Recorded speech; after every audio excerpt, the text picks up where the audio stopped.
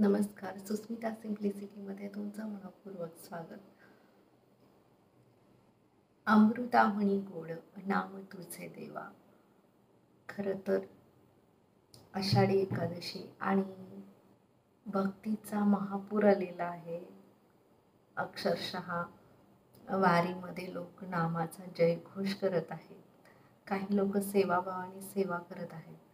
म्हणजे सगळेच जण परमेश्वराच्या भक्तीमध्ये रममाण झालेले आहेत. आपापल्या कार्यातून, आपापल्या प्रेरणेतून, आपापल्या कर्मातून सगळे लोक अगदी परमेश्वराशी जोडले गेलेले आहेत.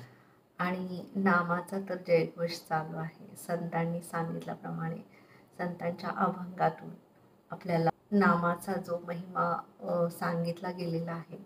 नामाबद्दलचे अभंग खूप आहेत. अमृताहूनी गोड तुझे नाम देवा. अमृतापेक्षाही गोड या नामाचा महिमा कसा आहे हे आपण कधी जाणून घेतो का?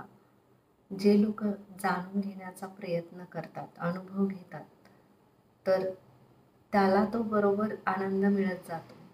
परमेश्वर अनुभवायचा असतो, विश्वास ठेवायचा असतो, समर्पण भावनेने शरणागत जायचं असतं परमेश्वराला आणि संपूर्ण विश्वास ठेवून हृदयापासून भक्तिप्रेम करायचं असतं. त्याच्यावरती खूप भक्तिप्रेम करायचं असतं, इतकं की त्याचा प्रत्येक क्षण आपल्याला आनंद मिळू शकतो अगदी स्वतंत्रपणे. आणि हा आनंद अनुभवायचा असेल तर विश्वास ठेवायलाच पाहिजे परमेश्वरावरती आणि त्याच्या नामावरती. कारण कलियुगामध्ये सांगितल्याप्रमाणे कलियुगामध्ये तुम्ही पूजापाठ करायला कोणाला वेळ नसतो. कुठल्याही गोष्टी करण्यासाठी माणसाकडे इतका वेळ नाही आहे. तर सहज भक्ती कशी साध्य होईल तर ती नामातून, परमेश्वराच्या स्मरणातून. आणि तेच स्मरण, तेच नाम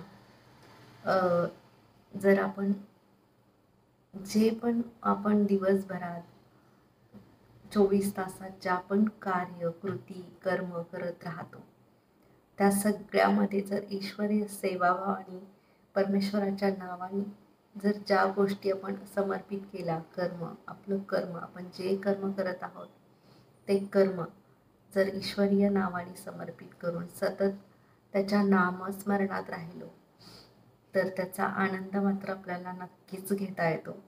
त्यासाठी इतर कोणत्याही ठिकाणी आपल्याला जायची गरज नसते. आपल्या घरात आपलं काम करत असताना सुद्धा हा आनंद आपण घेऊ शकतो. आणि तो आनंद इतका मिळतो ना की तो आनंद अनुभवणाऱ्या व्यक्तीलाच त्याचं आनंद घेता येतो.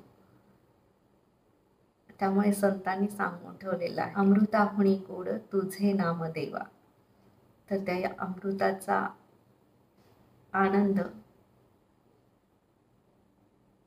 जो घेतो त्यालाच माहिती असतं की हे अमृत, परमेश्वराचं नाव हे अमृत कसं आहे. ह्याचा जर अनुभव घ्यायचा असेल तर आपल्याला त्याचं स्मरण करावं लागेल, सतत आणि नित्य स्मरणात राहावं लागेल. कितीही तुम्ही कामात असाल, कितीही अडचणी असतील, कितीही दुःख असेल, कितीही कुठलाही प्रसंग आपल्यावरती आलेला असेल, तरीसुद्धा आपण ईश्वर स्मरणात अंतरात्म्यातून त्याच्याशी जोडलं गेलो पाहिजे.